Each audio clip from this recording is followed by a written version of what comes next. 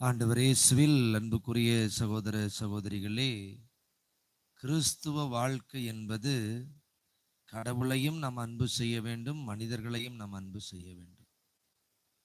இதைத்தான் மத்தேயு நற்செய்தி 22வது அதிகாரத்திலே நாம் படிக்கிறோம்.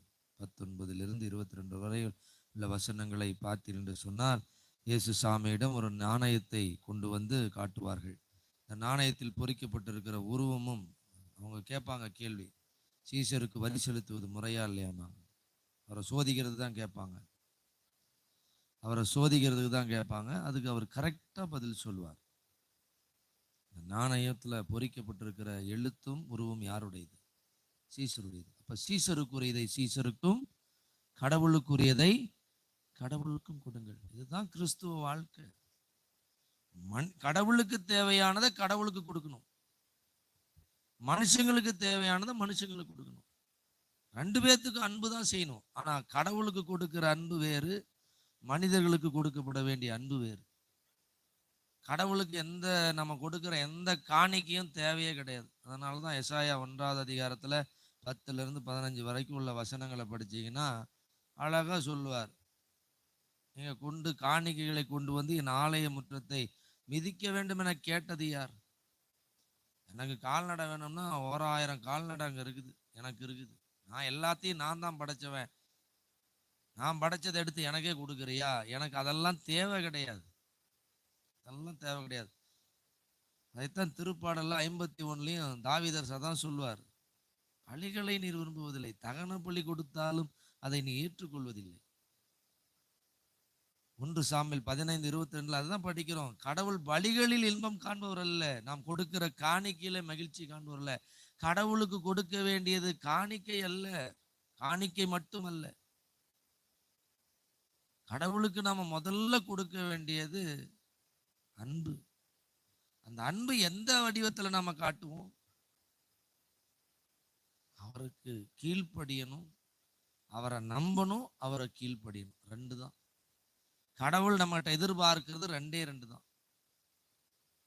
அவர் மேல அன்பு வச்சு அவரை நம்பணும், அவர் சொல்றத கேட்கணும். அதனாலதான் இயேசு சாமி மத்தேயு நற்செய்தி 7வது அதிகாரத்துல சொல்வாரு, என்னை நோக்கி ஆண்டவரே ஆண்டவரே என்ன சொல்பவரெல்லாம் விண்ணரசுக்குள் நுழைவதில்லை, மாறாக விண்ணுலகில் இருக்கிற என் தந்தையின் திருவுளத்தின்படி நடப்பவரே விண்ணுலகில் சேரு. அந்நாட்களில் பலர் என்னிடம் வந்து, ஆண்டவரே உமது பெயரால் பேய்கள் ஓட்டவில்லையா, நோய்களை போக்கவில்லையா, வல்ல செயல்கள் பல செய்யவில்லையா என்று என்னிடம் சொல்லுவார். அவங்கள பார்த்து சொல்வாராம் சாமி, நெறிகேடாக செயல்படுவரை என்னை விட்டு அகன்று போகணும். இன்னைக்கு நம்ம கடவுளுக்கு எதை கொடுக்குறோம்? கடவுளுக்கு உண்மையாலுமே நம்ம கொடுக்கறதெல்லாம் அன்பால கொடுக்குறோமா? ஆபேல் கொடுத்தார், கடவுள் ஏத்துக்கிட்டார், மனசார கொடுத்தார். நம்ம இன்னைக்கு எதை கொடுத்தாலும் ஒன்று விளம்பரத்துக்காக கொடுக்குறோம், இல்லை புகழ்ச்சிக்காக கொடுக்குறோம், இல்லை பேர் சொல்லணுங்கிறதுக்காக கொடுக்குறோம், இல்லை மற்றவன் என்ன தப்பாக நினைப்பானோன்னு பார்த்துக்கிறோம். ஒன்றும் இல்லை, இப்போல்லாம் இந்த மிஷன் சண்டே கவரெல்லாம் கொடுத்துட்டு இருக்கணும். பேர் எழுதி உங்கள் அன்பியம் பேர், உங்கள் பேர் எழுதி கொடுங்க அப்படின்னு கேட்டோம். அதில் 2 பேர் விவரமாக பேரே எழுதாமல் கொடுத்துருக்கணும். அப்படின்னா என்ன அர்த்தம்? நாம் அவங்க போடுற காணிக்கையை நம்ம எதிர்பார்க்குறோன்னு நினச்சிக்கிறாங்க. இல்லை, அவங்க பங்கெடுக்கிறாங்களா இல்லை, எத்தனை பேர் மிஷன் சண்டே கவர் கொடுத்துருக்குறோம், அவங்க எத்தனை பேர் திரும்ப கொடுத்துருக்குறாங்கன்னு பார்க்கறதுக்கு பங்கெடுக்கிறாங்களா, கடவுளுக்கு உண்மையாக கொடுக்குறாங்களா, கடவுளுக்கு கொடுக்கணுன்ற எண்ணம் இருக்கா? ஆக்சுவலாக அதை கடவுளுக்கு நம்ம கொடுக்குறோம், ஆனால் அது ஏழை நாடுகளுக்கு போகுது. இது நமக்கு புரிய மாட்டேங்குது. காணிக்கை என்ற ஒரு பழக்கம் எப்படி வந்ததுன்னா, மக்கள் தங்களிடம் இருக்கிறதெல்லாம் கொண்டு வந்து கொடுப்பாங்க, அதை கோயிலில் வாங்கி இருக்கிறவன்கிட்ட இருந்து வாங்கி இல்லாதவன்கிட்ட கொடுக்கறது தான் காணிக்கை. ஆனால் இன்னைக்கு என்ன சிக்கல்னா, யாரை கேட்டாலும் என்கிட்ட இல்லைன்னு தான் சொல்லுவான், இருக்குதுன்னு ஒத்துக்குவோம். கொரோனா காலத்தில் நம்ம பட்டம் பாருங்க பாடு. கவர்மெண்ட் வேலைக்கு போகிறோன்னு வந்து நிற்கிறான், சாமி எனக்கும் வேலை இல்லை சாமி, அரிசி கொடுங்குறான். சம்பளம் மாதம் மாதம் வாங்கிக்கிட்டு. கத்தோலிக்க கிறிஸ்தவம் மட்டும் என்னைக்குமே என்கிட்ட இருக்குதுன்னு ஒத்துக்குவே 90% ஒத்துக்கிறதே கிடையாது. எல்லாமே வாங்கி தான் பழகிறோம். வேலை அப்போ ஒன்றுமே நம்மகிட்ட இல்லை, அரிசி கோதுமை அதெல்லாம் கொடுத்தாங்க. இப்போ நம்மகிட்ட அதெல்லாம் இருக்குது, வேலை கேட்குறோம். வேலையை வந்துருச்சுன்னா கோயிலுக்கே வர்றதில்லை. அன்புக்குரியவர்களே, இன்றைக்கு நாம் கடவுள் நம்மிடம் எதிர்பார்ப்பது என்ன? அவருக்கு நாம இதை கொடுத்தா அவர் சந்தோஷப்படுத்துருமா? கடவுள் லஞ்சம் வாங்க மாட்டார். அது தெரியாம நம்ம என்னென்னமோ பண்ணிட்டு இருக்கோம். கடவுள் நம்மகிட்ட எதிர்பார்ப்பது என்ன? இணைச்சட்டம் 10வது அதிகாரம் 12வது வசனத்துல இயேசு கடவுள் இப்படியாக சொல்லுகிறார். என்ன எதிர்பார்க்கிறார்? இஸ்ரவேலே கேள், உன் கடவுளாகி ஆண்டவருக்கு அஞ்சி அவர்தம் காட்டு வழிகள் எல்லாம் நடந்து உன் முழு இதயத்தோடும் முழு உள்ளத்தோடும் உன் கடவுளாகி ஆண்டவருக்கு பணிபுரிந்து நான் இன்று உனக்கு கட்டளையிடுகிற எல்லா கட்டளைகளின் நியமங்களையும் கடைபிடிக்க வேண்டும் என்பதன்றி கடவுள் உன்னிடம் வேறு என்ன எதிர்பார்க்கிறார்? இதை விட ரத்தின சுருக்கமா ஒரு வசனம் நான் அடிக்கடி எல்லா பிரசங்களிலும் நான் சொல்ற ஒரு வசனம் என்னன்னா, லூக்கா 6:46. நான் சொல்பவற்றை செய்யாது என்னை நோக்கி ஆண்டவரே ஆண்டவரை ஏன் கூப்பிடுகிறீர்கள்? கடவுள் மேல உனக்கு அன்பு இருந்ததுன்னா அவர் சொல்றதை கீழே. அதைத்தான் இன்னைக்கு நற்செய்திக்கு முன் வாழ்த்தொழியில கேட்டோம். உங்களுக்கு அன்பு இருந்தா என் மீது அன்பு கொண்டிருப்போர் நான் சொல்வதை கடைபிடிப்பார். இன்னைக்கு நம்ம கடவுள் என்ன சொல்றாரு? கடவுள் அன்பு செய்யறோம்னு சொல்றோம். ஆனா அவர் சொல்றதை கேட்கிறோமா? ஏன் நம்ம சொல்றதை கேட்கறதில்ல? அவர் சொல்றதை நம்புறதில்லை. யாரெல்லாம் நம்புகிறோமோ அவர்களெல்லாம் கீழ்ப்படிவோம். யாரெல்லாம் நம்பலையோ நம்ம செய்ய மாட்டோம், கீழ்ப்படிய மாட்டோம். அன்புக்குரிய சகோதரனே சகோதரியே, இன்றைக்கு மக்கள் கடவுள் மேல் இருக்கிற நம்பிக்கையை விட காசின் மேல் இருக்கிற நம்பிக்கை அதிகமாகி விட்டது. என்று மக்கள் கடவுள் மேல் வைத்திருக்கிற நம்பிக்கையை விட படிப்பின் மேல் இருக்கிற நம்பிக்கை அதிகமாக போனது. இன்றைக்கு மக்கள் கடவுள் மேல் வைத்திருக்கிற நம்பிக்கையை விட சொத்து பதவி இவற்றின் மேல் போய்விட்டது. இன்று மக்கள் கடவுள் மேல் நம்பிக்கை வைப்பதை விட மனிதர்கள் மேல் நம்பிக்கை கொண்டிருக்கிறோம். நீங்கெல்லாம் உங்க பிள்ளைங்களை அவ்வளோ நம்புறீங்க. என் பிள்ளையெல்லாம் அப்புறம் வந்து காப்பாற்றுவான் முதியோர் இல்லத்துக்கு அனுப்பிட்டு. நீ பெரிய பெரிய பணக்காரன்லாம் பணம் நிறைய இருக்குது, பக்கத்துல இருந்து பார்க்கறதுக்கு ஒருத்தன் உடம்பு சரியில்லைன்னா படுத்தா கஞ்சி கூட கொடுக்கறதுக்கு ஆளு கிடையாது. கடவுளை விட மனிதர்களுக்கு முக்கியத்துவம். நம்ம பசங்கள்லாம் பாருங்களேன், இளைஞர்கள் எல்லாம் ஃப்ரெண்டுங்களுக்கு தான், அது ஆணா இருந்தாலும் சரி பொண்ணா இருந்தாலும் சரி, கடவுளை விட உங்களுக்கு ஃப்ரெண்ட்ஷிப் தான் முக்கியம். அருமையான ஒரு பாட்டு, என் இதய தெய்வமேன்னு ஒரு திருவிருந்து பாடல், அருமையான பாட்டு. இந்த பாடல் வரிகள் எல்லாம் பார்த்தீங்கன்னா 2 சரணம். இந்த உறவுகளை எப்படிப்பட்ட அன்பு இந்த நீ மனுஷன் மேல கடவுளை விட நீ மனுஷனை அன்பு செய்யறியா? அப்பா அம்மா பெருசு, பிள்ளைங்க பெருசு, அண்ணன் தம்பி பெருசு, நண்பர்கள் பெருசுன்னு நீ கடவுளை விட அவங்களை அன்பு செய்யறல்ல, அது எப்படிப்பட்ட அன்பு தெரியுங்களா? அருமையான சரணம், 2 சரணம். அனைத்து காக்கும் தாயின் அன்பு ஒரு நாள் அழியலாம், அறவழியில் நடத்தும் தந்தை அன்பும் அழியலாம். ஆனாலே சுவே உன் அன்பிற்கழி உண்டோ, என் இனிய அன்பே எழுந்து வா. பாருங்க, நம்ம அப்பா அம்மா அன்பானவங்க தான், நம்ம நல்லா பாசம் வைக்கிறவங்க தான். அவங்க பாசம் ஒரு நாளும் மாறாது. ஆனா அவங்க மறைஞ்சிருவாங்க, அழிஞ்சிருவாங்க, இறந்துருவாங்க. அவங்களுக்குன்னு ஒரு முடிவு உண்டு. இவ்வளோ பாசமா இருக்கும். அதனாலதான் அப்பா அம்மா செத்து போனா அப்படி அழுகுறோம். ஏன்னா அது தற்காலிக அன்பு தான், என்னைக்கு போவாங்கன்னு தெரியாது. இது மறையிற அன்பு. ஆனா மாறுற அன்பு உண்டு. அடுத்த சரணம் அதுதான். வஞ்சம் கூறும் நண்பர் கூட்டம் இங்கு பல உண்டு, தன்னலமே உருவெடுத்து உலவும் நட்புண்டு. ஆனாலே சுவே நல் நண்பர் நீரன்றோ, என் இனிய நண்பா எழுந்து வா. அருமையான வார்த்தைகள். இன்னைக்கு நட்பு கொடுத்தாதான் நட்பு, கொடுக்கலன்னா அவன் எதிரி ஆயிடுவான். நம்ம கூடவே இருப்பான், குழி பறிச்சுட்டு போயிட்டே இருப்பான். இது மாறுகிற அன்பு. நாம மனிதன் மேல காட்டுற அன்பெல்லாம் அவன் மாறிடுவான், இல்ல நாம மாறிடுவோம். கொடுத்தாதான் இன்னைக்கு உறவு, கொடுக்கலன்னா பகை. சொன்னதை செஞ்சு காட்டிட்டா பகை, குத்தம் சொன்னா பகை. நண்பரா இருக்கிறவங்க எல்லாம் எதிரியா மாறிடுவாங்க. இது மாறக்கூடிய அன்பு. ஆனா கடவுளுடைய அன்பு மாறாதது, மறையாதது. மாறாதது, மறையாது. அப்படிப்பட்டவரை நம்ம அன்பு செய்யாம நாம எதையோ அன்பு செஞ்சிட்டு இருக்கிறோம். முதன்மையான கட்டளை, ஒரு குழந்தை, அதுவும் கிறிஸ்துவ குழந்தை கற்றுக்கொள்ள வேண்டிய முதல் காரியம், எல்லாவற்றுக்கும் மேலாக கடவுளை அன்பு செய்ய கற்றுக்கொடும். ஏன்னா கடவுள் தான் எல்லாத்தையும் கொடுக்கிறார். ஆண்டவரே கொடுத்தால் ஒழிய எவரும் எதையும் பெற்றுக்கொள்ள முடியாது. இன்னைக்கு காலையில ஒரு குழந்தைக்கு ஞானஸ்தானம் கொடுத்தேன். இந்த குழந்தைக்கு உங்களுக்கு தெரியாது, அப்பா அம்மா யார் வராங்கன்னு தெரியாது, பிள்ளைகள் யார் வராங்கன்னு தெரியாது. இன்னைக்கு ஒரு குழந்தைக்கு அப்பா அம்மாவை கொடுக்குறார், தாத்தா பாட்டியை கொடுக்குறார், அத்தை மாமா கொடுக்குறார், சித்தப்பா பெரியப்பா எல்லாத்தையும். இந்த குழந்தை ஒரு வேளையும் செய்யல, ஆனா எல்லாத்தையும் கடவுள் அதுக்கு கொடுக்குறார். இதை விட ஒரு முக்கியமான காரியம் தெரியுங்களா, அந்த குழந்தைய யாரும் கஷ்டப்படுத்த மாட்டாங்க. ரைஸ் தி லார்ட். பாருங்க, அந்த குழந்தைக்கு கஷ்டம்னா பசி மட்டும்தான் கஷ்டம், வேற ஒரு கஷ்டமும் அந்த குழந்தைக்கு கிடையவே கிடையாது. பாருங்க, கடவுள் அவ்வளவு கொடுக்கிறார், அவ்வளவு நமக்கு நம்ம கிட்ட கொடுக்கிறார். அவர் தான் கொடுக்கிறது எதுவுமே, நம்ம கிட்ட இருக்கிறது எல்லாமே அவர் கொடுத்தாதான். ஆண்டவரே கொடுத்தால் ஒளி எவரும் எதையும் பெற்றுக்கொள்ள முடியாது. இந்த உணர்வு நமக்கு இல்லைங்க. என்கிட்ட இருக்கிறதெல்லாம் கடவுள் கொடுத்ததுதான் அப்படின்னு அவர் நம்ம அன்பு செய்ய மாட்டேங்கிறோம்.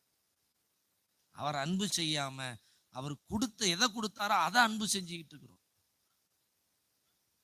கடவுள் எவ்வளவு வேதனையா இருக்கு. ஒண்ணும் இல்லை, நீங்க உங்க பிள்ளைகள் உங்களுடைய அன்பை புறக்கணிக்கிற பொழுது, உங்களை புறக்கணிக்கிற போது எவ்வளவு வேதனையா இருக்கு பாருங்க. எசாயா 1வது அதிகாரம் 2, 3, 4 வசனங்களை படிச்சு பாருங்க. கடவுள் இஸ்ரேல் மக்களை குறித்து எவ்வளவு வேதனைப்படுவார் தெரியுங்களா?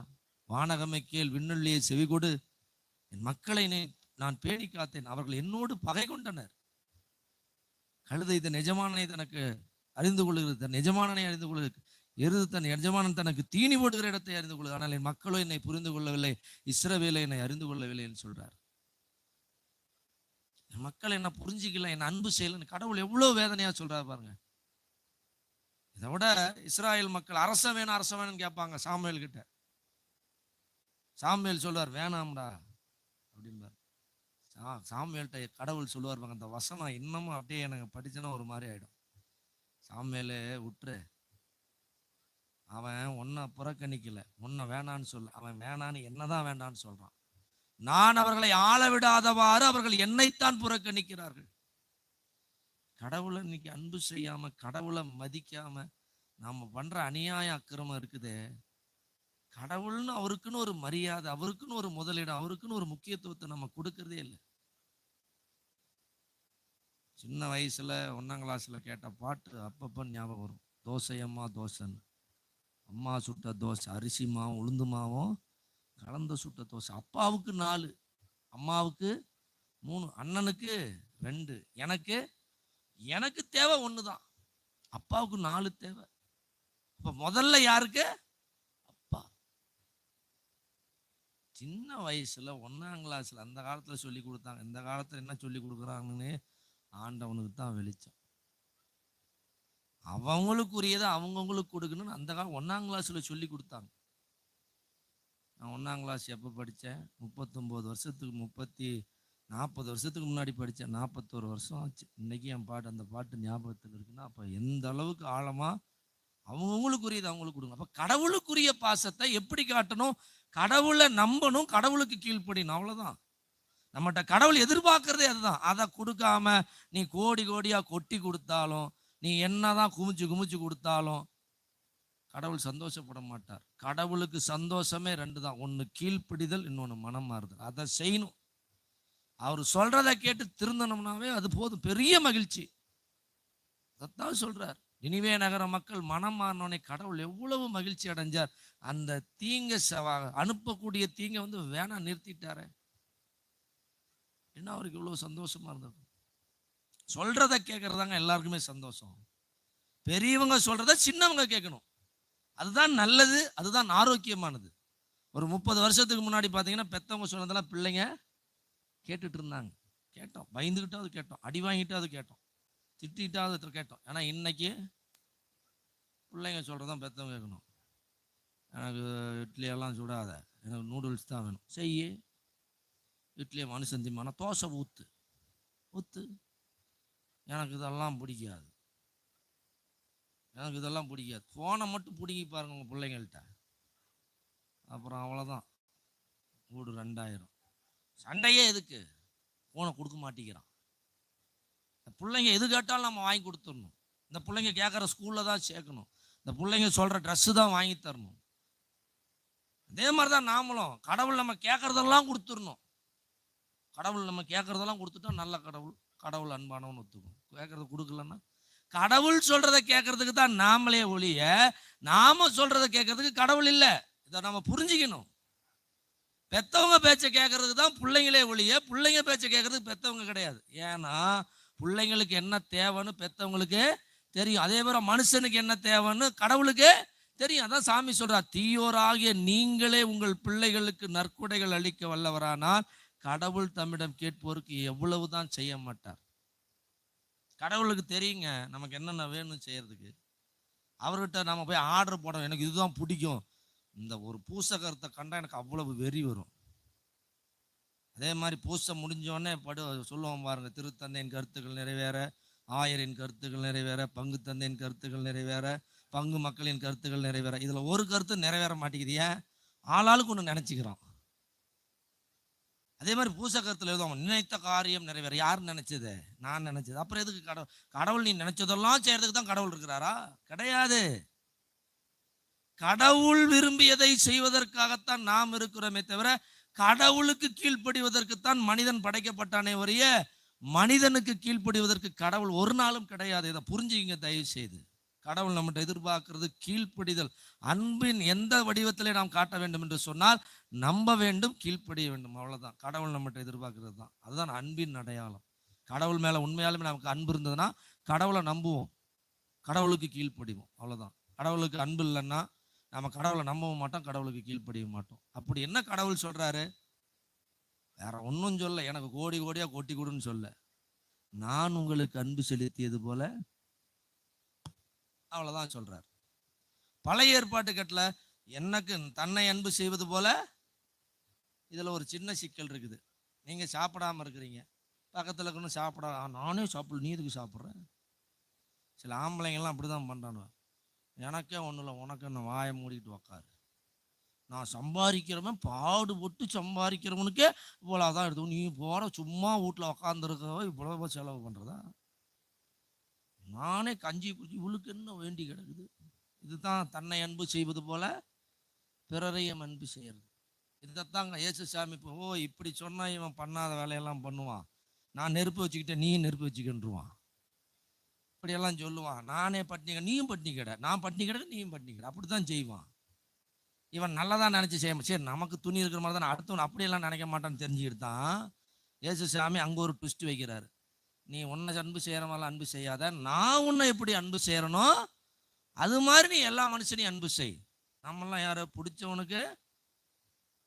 பிடிச்சவனுக்கு நல்லா பிரியாணியா செஞ்சு வைப்போம், பிடிக்காதவனுக்கு சோத்துல வசத்தை வச்சிருவோம். பிடிச்சாதான். இப்போ என்னையெல்லாம் பார்த்தீங்கன்னா எங்கள் பங்கு மக்கள் சுத்தமாக பிடிக்காது. ஏன்னு சொல்லுங்க? ஞாயிற்றுக்கிழமை பூசைக்கு வான்னு சொன்னது குத்தமா? ஆனால் குடும்பத்தோட வாங்கயா அப்படின்னா நான் உன்னை அச்சிஸ்டவனா மாற சொல்ல. ஞாயிற்றுக்கிழமை குடும்பத்தோட பூசைக்கு வா. ஞானஸ்தானம் வாங்கின கத்தோலிக்க கிறிஸ்தவன் ஞாயிற்றுக்கிழமை பூசைக்கு வாடானா எனக்கு சொந்தக்காரனுக்கு விசேஷம், கல்யாண விசேஷம், இதில் வேற இந்த ஞாயிற்றுக்கிழமை கல்யாணம் வைக்கிறதை என்னைக்கு தான் நிறுத்துவான்னு தெரியல. பங்களுக்கு அம்புட்டு பயிலும் போய் உக்காந்துக்கிறான். சாமியார்னு செவுத்துக்கா பூசை வைக்க முடியும்? இல்ல. அப்பயே நான் சிங்கராயர் ஆண்டவர்கிட்ட சொன்னேன், தயவு செய்து ஆண்டவரே நீங்க தமிழக ஆயர் பேரவையில் இந்த ஞாயிற்றுக்கிழமை விசேஷம் வைக்கிறத நிறுத்த சொல்லுங்க. அப்புறம் ஏன் ஞாயிற்றுக்கிழமைகளும் கடன் திருநாட்களில் முழு பூசை காண்கிறது? கல்யாணத்துக்கு போறோம் முழு பூசையா பார்ப்பான், பொண்ணு மாப்பிள்ளையே பாதி பூசைக்கு தான் வரும். ஒரு சீரியஸ்னஸ் கிடையாது. இதை சொன்னோம்னா நம்மளை என்ன சொல்றாங்க? சாமியார் அட்டூழியம் பண்றாரு, பூசைக்கு ஆணு கூட்டது அட்டூழியமா? இல்ல பாருங்க, இந்த இடத்துல ஒரு புரிதலே இல்லாம இருக்கிறாங்க. கடவுள் சொல்றது, அதாவது அடுத்தவங்க மேல அன்பு, பிறரை நாம் அன்பு செய்யணும். கடவுள் நம்மளை எப்படி அன்பு செய்யறாரோ அதை நம்ம பிறர் மேல அன்பு செய்யணும். இன்னைக்கு அன்பு வர்றதே கிடையாது. பிடிச்சவங்களா தான் சாமியார் பிடிச்சிருந்தா கோயிலே கிடப்போம், பிடிக்கலன்னா கோயில் பக்கமே திரும்ப மாட்டேன். அந்த ஆள் மூஞ்சிலே நான் முழிக்க மாட்டேன். சரி முதுகுல மொழி என்னென்ன பேச்சு பேசுறாங்கிறீங்க. அவன் சொல்றதுக்கெல்லாம் செயின் ஜப்பு போட்ட தங்கமான தங்கம். இப்படி ஒரு சாமியார் நான் பார்த்ததே இல்லை. ஏன்னா ஜால்ரா போடணும் உனக்கு, நீ சொல்றதெல்லாம் சரி செய் செய், செஞ்சா பெட்டிஷன் எதுவும் போகாது, செய்யலைன்னா பெட்டிஷனாக தான் போகும். ஒன்று இதை அதாவது ஒரு அப்படியே இருக்கணும், அப்படியே காலங்காலமாக ஆதியில் இருந்தது போல இப்பொழுதும் எப்பொழுதும் என்றென்றும் தான் இருப்பதாக. ஆமேன். அது மாதிரி தான் நாங்கள் அப்படியே தான் திருந்த மாட்டோம், நாங்கள் அப்படியே தான் இருப்போம்.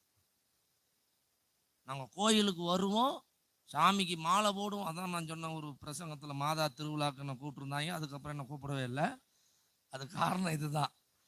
மாதா திருவிழாக்கு அப்போ தான் சொன்னேன், மாதா சுருவத்துக்கு மாலை போடுவோம், மாதா சுருவத்துக்கு லைட்டு போடுவோம், மாதாவுக்கு புடவை கட்டி விடுவோம், மாதாவுக்கு நெக்லஸ் போட்டு விடுவோம், மாதாவுக்கு என்ன வெடி போடுவோம், இதெல்லாம் செஞ்சுட்டு மாதா முன்னாடி சண்டையும் போடுவோம் அப்படின்னு. அது அந்த ஊரில் சண்டையாக தான் இருக்கும். அப்புறம் கடைசியில் அதோட சரி, அதோட இந்த ஆளை கூட்டிகிட்டு வந்ததில்ல பங்கு சாமியாருக்கு பிரச்சனையாகி போச்சாட்டு இருக்குது. அடுத்ததுலேருந்து அவர் கூப்பிடவே இல்லை. பாருங்க, நம்மெல்லாம் வந்து பிடிச்சவனுக்கு ஒன்று, மாமியா உடைச்சா மஞ்சட்டி, மருமக உடைச்சா பொஞ்சட்டி, ஆகாத பொண்டாட்டி கைப்பட்டா குத்தம், கால்பட்டா குத்தம். அப்படியே சாமி நம்மளுக்கு பழமொழி எழுதியிருக்கான் பாருங்க.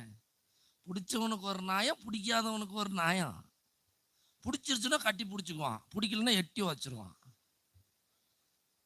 ஆனால் நம்ம ஆளுங்க வித்தியாசமான, ஃபஸ்ட்டு பிடிக்கும், பொண்ணு பார்க்குறப்ப மாப்பிள்ளை பார்க்குறப்ப பார்க்கணுமே, கட்டுனா இவளைத்தான் கட்டுவோம்மா, அப்புறம் வெட்டுனா இவளைத்தான் வெட்டுவோம்மா. அப்புறம் என்ன ஃபஸ்ட்டு பிடிக்குது, வர வர மாமியா கழுத போல ஆனாலான்ற மாதிரி, பழக பழக பாலும் புளிக்கின்ற மாதிரி வர வர. ஏன் ஒரு மனுஷனை உனக்கு பிடிக்காம போகுது? நீ சொல்கிறதெல்லாம் கேட்டால் தான் அவனை உனக்கு பிடிக்குமா? அவன் சொல்கிறது முதல்ல நல்லதா கெட்டதான்னு பார்க்கணும். புது பொண்டாட்டி எது கேட்டாலும் வாங்கி தரான், அதே 2 வருஷம் கழிச்சு கேட்டால் செருப்பு பிஞ்சிருங்கிறான். உண்மையா இல்லையா? ஆமாம் சாமி, நிறைய அனுபவப்பட்டிருக்காங்களாட்டு இருக்குது. அதே மாதிரி வீட்டுக்காரர் ஃபஸ்ட்டு கல்யாணம் ஆன புதுசில் பொண்டாட்டி எது கேட்டாலும் சமைச்சு கொடுத்துருப்பாங்க. ஒரு 2 வருஷம் கழிச்சா என்ன உனக்கு கேடு, பழசருக்கு தின்னுட்டு போய் தொலை. புருஷன் நிலமா அப்படி இருக்குது. அப்படிதான் 2 பேரும் புதுசில் அப்படியே. அதே மாதிரி குழந்தைன்னு அப்படிதான், குழந்தை பிறந்தன்னு எல்லாரும் மொத்தமாக கொடுக்குறாங்க, தூக்கி வச்சுக்கிறாங்க, கொஞ்சம் கொஞ்சம்னு கொஞ்சறாங்க. கொஞ்சம் வளர்ந்தோடனே பாரு இதெல்லாம் பிறந்து குசர் எடுக்குது அப்படிங்கிறது, சனியங்கிறது. அதுக்கு என்னென்ன பேர் சொல்லணுமோ சொல்றது, போட்டு சாத்துறது, மாவு செய்கிற மாதிரி பேசி நொறுக்கு நொறுக்கு நொறுக்குறது. ஏங்க நம்ம அன்பு செய்ய மாட்டேங்கிறோம்? பிடிக்காம ஏன் போகுது? ஏன்னா நமக்கு பிடிச்ச மாதிரி அவங்க இல்லை, நம்ம சொல்றதை அவங்க கேட்கறது இல்லை. நம்ம சொல்றதை கேட்கணும்னு அவசியமே கிடையாது. கடவுள் கூட நம்மளை கட்டாயப்படுத்துறது கிடையாது. இணைச்சட்டம் 30வது அதிகாரம் பார்த்தீங்கன்னா 15வது வசனத்தில் படிச்சீங்கன்னா, இதோ உனக்கு முன்பாக வாழ்வையும் சாவையும் நான் வைக்கிறேன், உனக்கு எது இஷ்டமோ அதை எடுத்துக்கோ. அன்பின் உண்மையான அடையாளம்னா சுதந்திரம் கொடுப்பது. நீ எப்படி வேணா ஆயிரு, நான் உன்னை அன்பு செய்யறேன். அதுதாங்க அன்பு, அதுதான் அன்பு. இப்படி இருந்தாதான் நான் அன்பு செய்வேன்னா அது அன்பே கிடையாது, அது ஒரு கவர்ச்சி, அவ்வளவுதான். கடவுள் என்னை எப்படி இருந்தாலும் அன்பு செய்யறார் இல்லையா? நான் எவ்வளவு பெரிய மோசமான ஆளா இருந்தாலும் அன்பு செய்யறார், நான் எவ்வளவு பெரிய தப்பு செஞ்சாலும் நான் அன்பு செய்யறார், எவ்வளவு நான் தப்பு செஞ்சாலும் அதை மன்னிக்கிறார், ஏத்துக்கிறார். நான் இருக்கிற மாதிரி நீ இப்படிதான் இருக்கணும்னு சொல்ல அவர். நான் என்கிட்ட கேட்கறது ஒண்ணே ஒண்ணுதான், நான் சொல்றதை கேளுன்னு மட்டும்தான் சொல்றாரே ஒழிய மற்றபடி எனக்கு எந்த ஒரு தேவையில்லாத காரியத்தையும் அவர் சொல்றது இல்லை. என்ன சுதந்திரமா இருக்க விடுறார், என்ன சுதந்திரமா கொடுக்குற. கடவுள் நம்ம அன்பு செய்யறாருங்கிற அடையாளமே சுதந்திரம். நாம நம்ம பிள்ளைகளுக்கு சுதந்திரம் கொடுக்குறோமா, மனைவிக்கு சுதந்திரம் கொடுக்குறோமா, கணவனுக்கு சுதந்திரம் கொடுக்குறோமா? எல்லாரும் ஒருத்தர் ஒருத்தர் அடிமைப்படுத்த தானே பார்க்குறோம். அதுவா அன்பு? அதுவா அன்பு? சுதந்திரம் கொடுப்பது தான் உண்மையான அன்பு. கடவுள் நமக்கு சுதந்திரம் கொடுக்கிறார், கடவுள் நாம் இருக்கிறவாறே நம்ம ஏற்றுக்கொள்கிறார், நம்ம எது செஞ்சாலும் அவர் ஏத்துக்கிறார், நம்மளை குறை சொல்றது இல்லை, நம்ம பார்க்கறது பண்றதெல்லாம் பார்த்து சந்தோஷப்படுறார். இதுதாங்க உண்மையான அன்பு. அதனால தான் சொல்ற இயேசு சாமி, நான் உங்களுக்கு அன்பு செலுத்தியது போல நீங்களும் ஒருவருக்கொருவர் அன்பு செலுத்துங்கள். முதல்ல உக்காந்து கடவுள் என்ன எப்படி அன்பு செய்யறாருன்னு நீங்க உணரணும். அதுக்குத்தான் நேரமே இல்லையே. 24 மணி நேரமும் போனோட இருக்கிறான், பொழப்போட இருக்கிறான். பிள்ளைங்கள்லாம் போனோட, பெருசுகள்லாம் பொழப்பு. காலையிலேருந்து போய் வேலையோ செய்ய வேண்டியது, சாயந்தரம் வந்து ஆம்பளையாக இருந்தால் போட்டுட்டு கம்முன்னு உக்காந்துக்குது, பொம்பளையாக இருந்தால் சீரியலில் போட்டு உக்காந்துக்கிறது. சீரியலில் கதை பாட்டியெல்லாம் அப்படியே மனப்பாடமாக சொல்லுது. இன்னைக்கு இவனா வந்துட்டான், ஐயோ நாசமா படம் வந்துட்டாங்கிறது. என்னமோ இதுதான் கதை எழுதி வச்ச மாதிரி. அவன் நடிக்கிறான், அவன் நடிக்கிறது கூட தெரியாமல் அவனுக்கு சாபம் விட்டுக்கிட்டு உட்காந்துருக்குது. இன்னொரு சில பாட்டிகள்லாம் பார்த்தா பின்னாடி ரன்னிங் கமெண்ட்ரி போயிட்டு இருக்கும். தான் பேர் அவன் வரான், வந்துட்டான், ஐயோ வந்துட்டானேங்க வேண்டியது. அதுல எல்லாம் நேரம் இருக்குது. ஆனால் கடவுளுடைய அன்பை, கடவுள் என்ன எப்படி அன்பு செய்கிறாருன்னு உணரவே மாட்டேங்கிறமே. அப்படி உணர்ந்தா தானே, சட்டியில் இருந்தால் தானே ஆப்பையில் வரும். நீ கடவுளை உன்னை எப்படி அன்பு செய்கிறான்னு உணர்ந்தா தானே நீ அடுத்தவன் நீ அன்பு செய்வ. கடவுள் எனக்கு இதெல்லாம் கொடுத்துருக்கிறான், அடுத்தவனுக்கு கொடுக்கணும்னு எண்ணம் வரும். இன்னைக்கு உலகத்தில் இருக்கிற எல்லா பிரச்சனைகளுக்கு காரணமே இந்த ரெண்டு தாங்க. ரெண்டை நம்ம செய்யறதே கிடையாது. இந்த உலகத்துக்கு கிறிஸ்துவன் சொல்லி கொடுக்க வேண்டியது இந்த ரெண்டு தான். ஆனால் நமக்கு எதையோ சொல்லி கொடுத்துட்டு இருக்கிறோம். உலகத்துல கிறிஸ்துவ இந்த உலகத்துக்கு சொல்லி கொடுத்ததெல்லாம் இயேசுசாமி சொல்வார். மத்தேயு 28:20 சொல்வார், நான் உங்களுக்கு கட்டளையிட்ட யாவையும் அவர்களும் கடைபிடிக்கும்படி கற்பீங்கள். யாரை? எல்லா மக்கள் இனத்தாரையும் சீடராக்குங்கள். 28, 19, 20 3 வசனங்களை படிச்சீங்கன்னா, 2 வசனங்களை படிச்சீங்கன்னா தான் சொல்லுவார். அவர் விண்ணுலகத்துக்கு போகும்போது கடைசியா சீடர்களுக்கு கொடுத்து விட்டு போன கட்டளை தான், நீங்கள் போய் எல்லா மக்கள் இனத்தாரையும் சீடராக்குங்கள், தந்தை மகன் தூயாவின் பேரால் திருமுழுக்கு கொடுங்கள், நான் உங்களுக்கு கட்டளையிட்ட யாவையும் அவர்களும் கடைபிடிக்கும்படி கற்பியுங்கள். அன்பு செய்ய கற்றுக் கொடுங்க. கடவுளை எப்படி அன்பு செய்யறது, மனுஷங்களை எப்படி அன்பு செய்யணும் கற்றுக் கொடுங்கன்னு தான் சாமி நமக்கு வேலை கொடுத்தார். கிறிஸ்தவனுடைய வேலை இந்த உலகத்தில் இதுதான். மற்றவன் செய்கிறான்ட்டு அந்த வேலையை நாம் போய் செய்யணும்னு அவசியம் கிடையாது. டாக்டராகவோ இன்ஜினியராகவோ அந்த வேலை இந்த வேலை மற்ற வேலை செய்யறதுக்காக நம்ம கிறிஸ்தவங்க கிடையாது. நாம் அந்த 2 வேலையை செய்யணும். நாம் செய்கிற வேலையை மற்றவனுக்கு கற்றுக் கொடுக்கணும். 2 வேலை தான். கடவுளை அன்பு செய்யணும், கடவுளை நம்பணும், கடவுளுக்கு கீழ்ப்படியணும். கடவுள் நம்மளை அன்பு செய்கிற மாதிரி நம்ம பக்கத்தில் இருக்கிற எல்லா மனுஷனையும் அன்பு செய்யணும். பிடிக்குது பிடிக்கல அதெல்லாம் தாண்டி. அதனால இயேசுசாமி சொல்வார், உங்கள் விண்ணகத்தந்தை நிறைவுள்ளவராக இருப்பது போல நீங்களும் நிறைவுள்ளவராக இருங்கள். அப்பனுக்கு புள்ள தப்பாம பிறந்துட்டான் பழமொழி இருக்குல்ல. உண்மையாலுமே கடவுள் நம்ம அப்பா அந்த இயேசுசாமி அதை நிரூபிச்சார். எங்க அப்பா கடவுள்னு அவர் வாழ்ந்து நிரூபிச்சார். அப்பனுக்கு புள்ள தப்பாம பிறந்திருக்கிறான்னு அவர் நிரூபிச்சார். இன்றைக்கு கிறிஸ்தவர்கள் நாம் அதை நிரூபிக்கிறோமா? எங்க அப்பா கடவுள் தான், அவர் இருந்த மாதிரி தான் நானும் இருப்பேன் அப்படின்னு நம்ம வாழ்றோமா? அன்புக்குரியவர்களே, மனம் மாறுங்கள். இந்த 2 செஞ்சிட்டீங்கன்னா போதும், நீங்க மோட்சத்துக்கு போயிடலாம். இதை 2 செஞ்சீங்கன்னாவே நீங்க வீட்டிலையும் நிம்மதியா இருக்கலாம், சமுதாயத்திலையும் நிம்மதியா இருக்கலாம். இந்த வீட்டிலும் சரி சமுதாயத்திலும் சரி அமைதி இல்லாமல், மகிழ்ச்சி இல்லாமல், நிறைவு இல்லாமல் போவதற்கு காரணமே மனிதன் கடவுளையும் அன்பு செய்வதில்லை, மனிதர்களையும் அன்பு செய்வதில்லை. இதனால்தான் பிரச்சனைக்கு காரணமே. இதை 2ஐயும் செஞ்சுட்டானா எல்லா பிரச்சனையும் தீந்துரும். ஆனா பேய் இதை 2ஐயும் செய்ய விட மாட்டான். நீங்க மனித இயல்பில் இருக்கிற வரை இந்த சோதனைகளை ஜெயிக்கவே முடியாது. நீங்கள் தூய ஆவியால் நிரப்பப்பட்டு இயேசுவின் இயல்பை பெற்றுக்கொள்ளுகிற பொழுதுதான், ஆவிக்குரிய இயல்பை பெற்றுக்கொள்ளுகிற பொழுதுதான் நீங்கள் உண்மையாலுமே கடவுளுக்கும் கீழ்ப்படியவர்கள், மனிதரையும் அன்பு செய்யும். நீங்க புனிதர்கள் எடுத்துங்க, எல்லா புனிதர்களையும் எடுத்துங்க, அவங்கள்ட்ட இந்த ஒற்றுமையை பார்க்கலாம். அவங்க கடவுளுக்கு கீழ்ப்படிவாங்க, மனுஷங்க எல்லாத்துக்கும் நல்லது செய்வாங்க. இப்போ அந்தோனியார் கோடி அற்புதர், எனக்கு பிடிச்சவங்க பிடிக்காதனா செய்கிறாரு, வர எல்லாத்துக்கும் நல்லது செய்கிறார். இப்போ மாதா எடுத்துங்க, பூமனூருக்கு இப்போ அவங்களுக்கு பிடிச்சவங்க மட்டுமா வராங்க, பிடிக்கிறவங்க பிடிக்காதவங்க, அவங்க பையன் பேச்சை கேட்காதவங்க எல்லாரும் தான் வராங்க. எல்லாத்துக்கும் மாதா நல்லது செய்கிறாங்க. எல்லா புனிதர்களுமே. இப்போ அன்னை தெரசா இருந்தாங்க கல்கத்தாவில், அவங்க கிறிஸ்தவங்களுக்கு மட்டுமா உதவி செஞ்சாங்க, அவங்களுக்கு பிடிச்சவங்களுக்கு மட்டுமா உதவி செஞ்சாங்க? எல்லாத்துக்கும் யாரெல்லாம் உதவியை கேட்டாங்களோ அதுதான் நல்ல சமாரியன். அதனாலதான் இயேசுசாமி நல்ல சமாரியன் உண்மையை சொன்னார். அடிபட்டு கிடக்கிறவன் யாரோ எதிரியோ, அதுவும் சொல்றார், பகைவருக்கும் அன்பு செய்யுங்கள். உங்களுக்கு நன்மை செய்வர்களுக்கே நீங்கள் நன்மை செய்த என்ன பெருசா செஞ்சறீங்க? உங்களுக்கு அன்பு செய்வர்களுக்கே அன்பு செஞ்சா என்ன பெருசா செஞ்ச? கிறிஸ்துவன் பிரித்து பார்க்காமல் எல்லோருக்கும் அன்பு செய்ய அழைக்கப்பட்டிருக்கிறான். இதை நம்ம புரிஞ்சுக்கணும். இது யாரால செய்ய முடியும்? பரிசுத்த ஆவியால் நிரப்பப்பட்டவனால தான் இதை செய்ய முடியும். அதைத்தான் திருத்தூதர் பணிகள் நூலிலே ஆதி கிறிஸ்தவர்கள் செஞ்சாங்க. கடவுளுக்கு கீழ்ப்படிஞ்சாங்க, எல்லா மனுஷனுக்கும் நல்லது செஞ்சாங்க, ஒன்னா இருந்தாங்க, ஒரே உயிரும் ஒரே உள்ளமா இருந்தாங்க. இருக்கிற சொத்தையெல்லாம் வித்து அவங்க எல்லாம் பகிர்ந்துகிட்டாங்க. அவரிடத்தில் இருப்பவர்கள் யாரும் இல்லை, இல்லாதவர்களும் யாரும் இல்லை. ஆக கடவுளுக்குரியதை கடவுளுக்கு கொடுத்தாங்க, மனுஷங்களுக்குரியதை மனுஷங்களுக்கு. அதுதான் உண்மையான கிறிஸ்தவ வாழ்க்கை.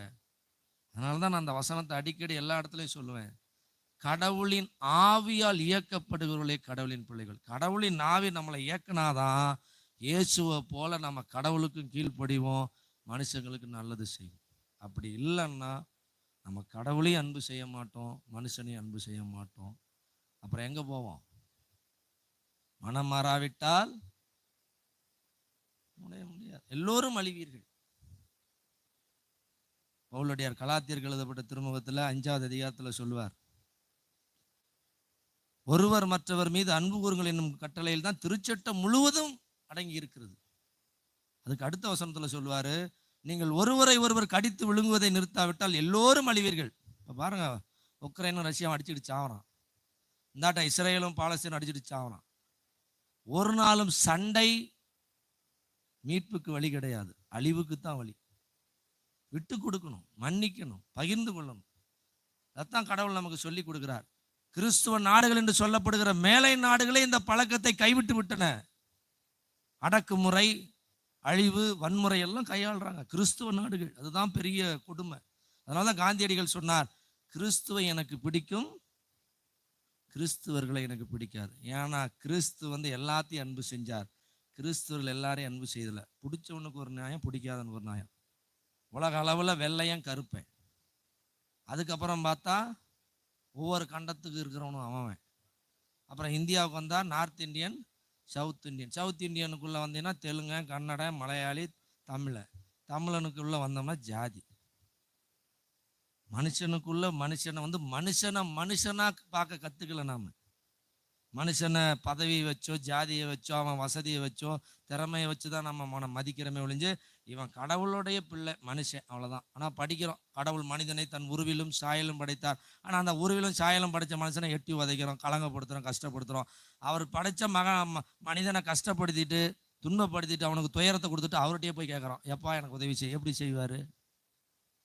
உங்கள் பிள்ளையே சப்புன்னு அப்பிட்டு உனக்கு சோறு போடுன்னு கேட்டால் நீங்கள் என்ன கேட்பீங்க? முதல்ல என் பையனை எதுக்கு சாமி அடிச்சிங்க, அதுக்கு பதில் சொல்லுவீங்க.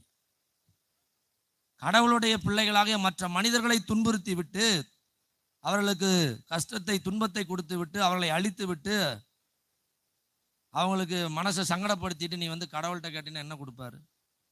அதனால தான் நம்ம நிறைய மன்றாட்டுகள் கேட்கறதில்ல. அதுக்கு தான் நான் பாவ சங்கீதனை செய்ய சொல்றது. கடவுளுக்கு எதிராகவும் பிறருக்கு எதிராகவும் செய்த பாவங்களை போய் அறிக்கையிட்டு விட்டுருங்க. அதான் பார்த்தா வேதம் சொல்லுகிறது, பாவத்தை மறைக்கிறவன் வாழ்வு பெறுவதில்லை, அதை அறிக்கை செய்து விட்டு உடனே வாழ்வு பெறுகிறான். அதனால் அன்புக்குரியவர்களே, பாவத்தை அறிக்கை செய்துங்கள். கடவுளுக்கும் பிறருக்கும் அன்பு செய்யாமல் இருந்த பாவங்களை எல்லாம் அறிக்கை செய்து விட்டு தூய ஆவியாரை பெற்றுக்கொண்டு இயேசுவை போல கடவுளையும் அன்பு செய்து பிறரையும் அன்பு செய்து வாழுங்கள். இறைவன் உங்களை நிறைவாக ஆசீர்வதிப்பாராக.